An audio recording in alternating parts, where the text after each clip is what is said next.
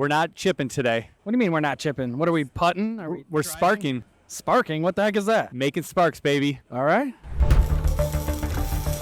Welcome to Making Sparks, the podcast where we ignite your passion for metal fabrication and fuel your business success. Join industry leaders and dive deep into the world of metalworking. From business insights to tips of the trade, Making Sparks is your forge of knowledge. During each episode, discover success stories, innovative solutions, and expert interviews that light the path to business growth. Subscribe today and grow and improve your company, and let's make sparks fly together.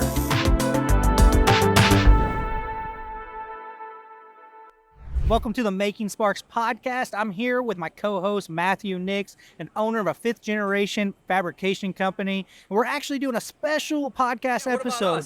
Hold on, wait a minute. I wanted to tell him we're at FabTech. He's like, oh, I'm ready. Where am I at? You're holding me back too much from talking. yeah, you had to wait a whole 20 seconds. Can you let this guy start his new go podcast? ahead. Sorry, Casey. Well, I'll just start from here. We're live at FabTech, so that's basically all I wanted to say. FabTech is like the IMTS of fabrication. Yeah, it's like the probably the easiest way to say it. There you go. We're making sparks instead of making chips today, and we are loving this. We are loving partnering up with you guys, and Matthew, obviously you're no stranger to making chips, and so we're really happy to have you guys on board to be making sparks. Love it, guys. And you forgot to mention your name. This is Casey Voelker, my fearless co-host, who's been after me for over a year now to get a podcast going. And I thought, if we're going to do this, we're going to do it right. So we partnered up with Nick and Jason, the OGs of making chips. You know how many people have said that? The OGs of manufacturing podcasts. The OGs of manufacturing podcasts. The longest running manufacturing podcast. Yeah, and so when he says we got to do it right, I'm thinking, why the heck did you choose us? So you guys are the numbers one.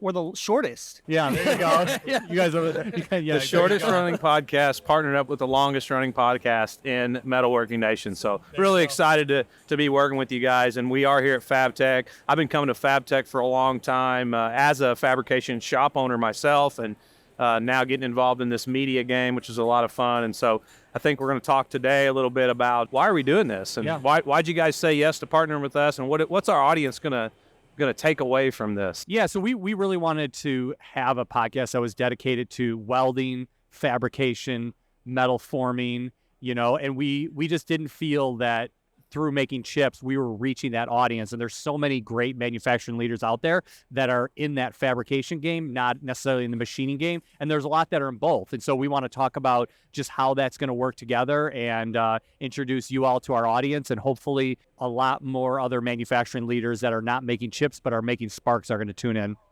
Absolutely. So Casey, I guess you always start off these podcasts with a dad joke.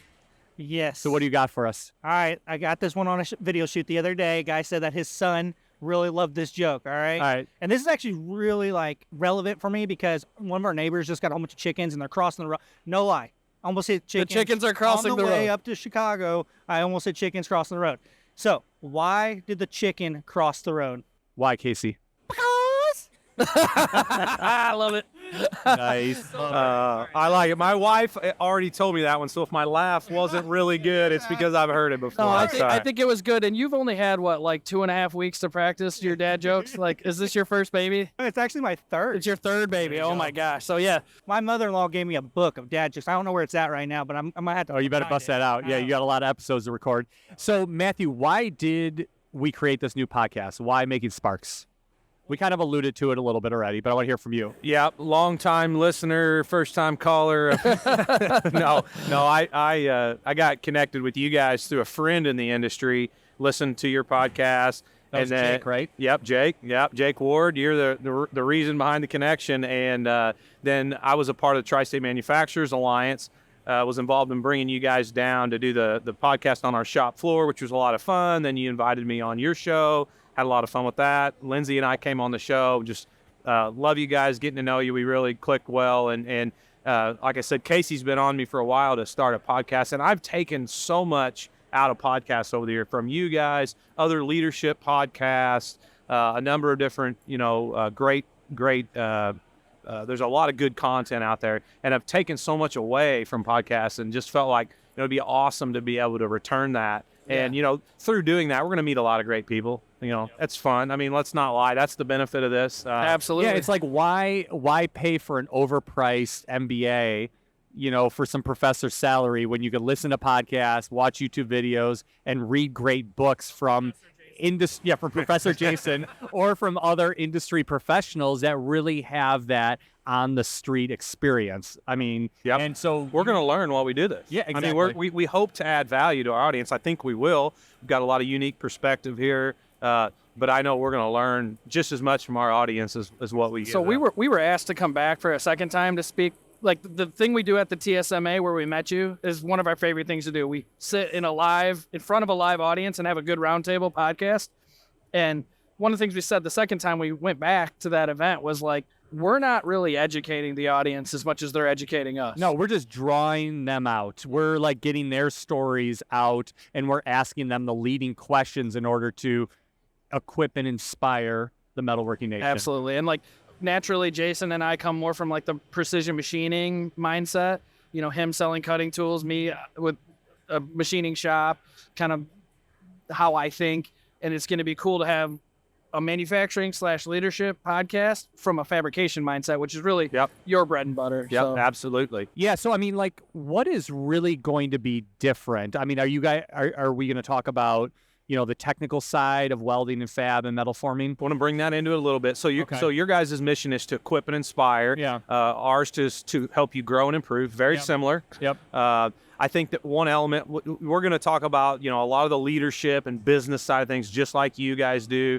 We are wanting to weave some of the technical elements into it. In fact, I've got a young guy that's on the shop floor that I'm thinking of right now. He listens to a lot of technical industry podcasts. I think it'd be really fun to have him on the show, let him talk about some. And look, we've talked about this earlier. We're happy to share other great podcasts that are out there. There's some people that just do technical stuff that are great resources. And, it's a rising tide lifts all ships. And we just want to help other people just be informed. Hey everyone, this is Adam Schmidt with ProFab Alliance. I'm here to bring you your spark of knowledge for this episode. Let's talk about strategic planning. Any business can and should do strategic planning. It doesn't matter if you have a 3-person shop or if you have 150 employees. You need to do strategic planning. We're all human and nobody's perfect and we all get distracted. But if we've got that end goal in mind with our vision, we've got to have a clear path to reach that, and strategic planning can serve as that path. A single piece of paper can do the trick. To get the most out of a strategic plan, it's who's involved. Make sure everybody has a voice in the plan. The ideas that are generated through, just brainstorming sessions. It'll spark a thought in somebody else, and it'll turn out to be at the end something that's great that could change the course of your business. Get out a scratch piece of paper, write your goals down, think about how you're going to measure them throughout the year, and then with that, you got to actually go back and measure yourself. With strategic planning, if you start with that single piece of paper, figure out what you liked from that year. What lessons did you learn? Where did you mess up? Improve for the next year. You got to trust the process.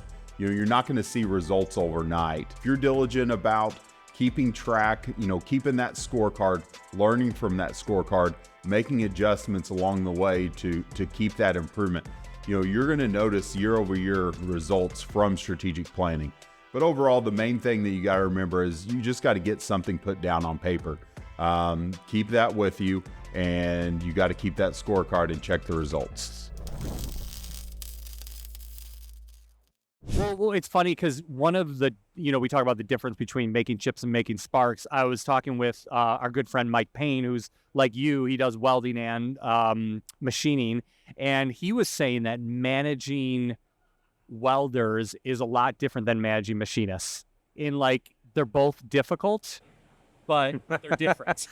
Well, I own shops that do both, so I better be careful about what I say here. Well, I don't mean difficult in a bad way. It's just, there's like the issues that you deal with, and everybody knows that managing people is, because they're people, you're going to have problems. You know what I mean? Like, I love people, but, there's the management of them that's different, There's some stereotypical personality traits that are a little bit different with machinists and fabricators. Yeah, so like paint the picture of the stereotypes a little bit. Compare the welder to the machine. I'll sum it up for you from what I understand. Take a stab. Yeah, and you could tell me if I'm right or not, Matthew. Is he kind of alluded to welders kind of act more like artistes, whereas like machinists are more like kind of like engine nerds, and like that's just kind of a different way of managing those two types. Engine of people. nerds. That's a new one. I like that. Does that sound about right, or is it not what you guys have experienced? Fair enough. But I think we'll get into that later on a different episode. Yeah. I used to do some welding. I was not very good at it, but I used to do some welding at Hennig. And so your family business, you guys also have a fabrication division. Yeah, also. I mean, we're not really in fabrication per se, but at Hennig, our products are made out of sheet metal. So we make chip conveyors, we make telescopic weight covers. So it's all laser cut, bend, powder coat, elements of the machine tool. We're going to talk. It's all fab. You mentioned powder coating. I mean, that's some of the things we're going to talk about here. Is what are the value added services that we can bring into a fabrication business? I mean, obviously machining is one of them, but we do powder coating and industrial coatings as well. Heck, we even partnered with a marketing company. We helped Casey start his business. We own half of marketing. We should do an company, episode so. about that too, like we diversifying beyond just manufacturing sectors. Yeah, Casey. So why did you want to do this? Well, for me, I've worked with Matthew and his main company, Nix Companies. I don't know, I'd say it's close to 8 years now as a subcontractor for the most part. But I actually worked at Nix Companies for a little while too. But for me, like to do a podcast about the fabrication industry, you get to tell it's really about, like, I'm a people person. So it's telling the stories of these people. You're talking about welders being craftsmen. It's like, it is crazy to go in and talk to a welder and see that they're, not just putting handrails together, but they're making a piece of art. That handrail is going to look really nice on top of whatever it's going to or something like that. And that actually translates over to the powder coating too. I've talked to a lot of guys that when they put different kinds of really unique paints on, like they take a lot of pride in it. And so that's why I was really excited. And to do a podcast for me, I'm the same way. Podcasts have taught me a whole bunch. I'm a video guy. My background is in video marketing, but audio is more important than any videos that we'll ever. I mean, so often I'll actually use people's videos that they shot on their phones, but if the audio sounds good, if the audio tells a story, then it goes a really long way. And so that's kind of like why I want to be, doing this podcast. So. I think one of the biggest differences, Jason, between Sparks and Chips is they're going to have such a high level of production value because of Casey. And then us two knuckleheads are just trying to remember like how to use the mics and make sure we hit the record button. That's nice until you have to drag like 25 bags and roller suitcases from the Chicago hotel to the expo center here. Yeah, apparently the shuttle won't let you take your production cart on the shuttle. So, really? Okay, so what'd you have to do? Get an Uber or something? We said, well, we condensed everything down. We have 2 lights here when we normally would have 4, right? So if the production value of this episode is a little less, no, it's still good. It's still great. No, it's going to be sharp. So we talked a little bit about like MakingChips expanding into MakingSparks, and you've actually expanded your business a little bit in much that same way. Like, how have you started out as like a fab shop and then moved into, other industries? You guys acquired a powder coater. We've built, now acquired into a media company. Yeah, we've acquired and built businesses from the ground up, all complementary. But yeah, we started out as a blacksmith involved into a welding shop, mom and pop welding shop, and then we've acquired other businesses that are all complementary: machine shops, structural fabrication shop. We've got a equipment repair shop. So yeah, we'll be able to bring some of those aspects into this. And you remember the first precision machine tool you bought? Because you were a fab shop before you bought any machine tool. So what was that catalyst? What was the, hey, we acquired the first, we had a couple, I'll call them tool shop lathes and mills, just cut a keyway kind of thing, a bearing journal, something simple, maintenance type machine shop. But we actually acquired a full-blown machine shop, and that was, oh my gosh, baptism by fire. I mean, it was, drinking from a fire hose. I mean, all I've been of a sudden around these tolerances are way different. Yeah, that's right. Yeah. Well, I'm more of a broad strokes guy, plus or minus an eighth of an inch. Just like So, no, I got that. So the worlds are different. Yeah, and we'll talk about that and get more into that as we go along into MakingSparks. But I guess the other thing that people should expect Nick and I to not be as big of a presence in MakingSparks. Yeah. I mean, it's going to be Casey and Matthew, and I think one of the nice things about that is that you're going to hear a little bit of a different perspective. So like even if we're talking about, things that we've talked about on Making Chips in MakingSparks, it's going to be from a different perspective, and there's something new to be learned from that. And that's really like who we're trying to be. The identity of Making Chips is changing from, our past chapter where there was the 3 hosts and it was mostly us oriented. Right. You've seen the seasons episodes. You've probably heard those. We're expanding to guest hosts. Matthew was one of those guest hosts on a few episodes already. And so like we want to kind of create a platform for others to shine and to like share their expertise. That's what we're focusing on here. Yeah. But we also want to like make sure it doesn't kind of fall off. We put a lot of pride into how we record. We have some things that make it more difficult than it could be. For example, like only recording in person. Like we don't do Zoom recording and stuff. Makes it harder than it could be, but the quality's there. Yep. So when they sent us like their pilot, like, hey, what do you guys think? I'll just be real. Like if I thought it was lame, I would have been like, oh, cool, good job. I thought but you like did say that. we wouldn't have been like, hey, let's do this together, So because at first it was more like, hey, can you guys give us some tips? We were so impressed with the initial like pilot that you guys sent us that we were like, yeah, let's do this together. So kudos to you. Yeah, and if we could, like even for the rest of the Metalworking Nation, Making Chips is moving more towards being a podcast network, as you could see by the different brands, the MakingSparks, Lights Out, At the Boring Bar, and then like our new guest hosted podcast with Seasons. And if there's anybody out there in the Metalworking Nation that has a great idea and they're willing to do the work, like, hey, we're open to it. And that's the biggest part. I mean, I always tell people the biggest difference in podcasts that are successful versus ones that aren't is, are you willing to put in the work? Yeah. Are you willing to do what it takes in order to get better at it and to produce 100 episodes? Because if you're not, then it's not going to be successful. Yeah, no guarantees, but if you do what they did, these two guys, like they put a pilot together. We were really impressed with the quality.